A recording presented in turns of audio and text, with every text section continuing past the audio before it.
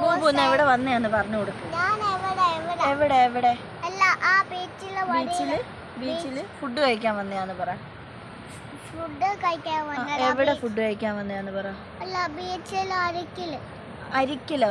അഴീക്കല് ബീച്ചില്, സാൻസില്, ഫുഡ് കോർട്ടില് നമ്മള് ഫുഡ് കഴിക്കാൻ വന്നയാന്ന് പറ. സാൻസോ കോക്കയോ?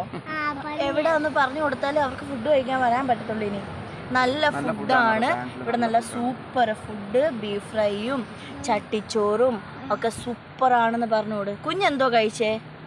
ഫ്രൈ ഉണ്ട്, പിന്നെ ചട്ടിച്ചോറുണ്ട്, ഒക്കെ ഉണ്ട്. കുഞ്ഞെന്തോ ഇപ്പൊ കഴിച്ചേ?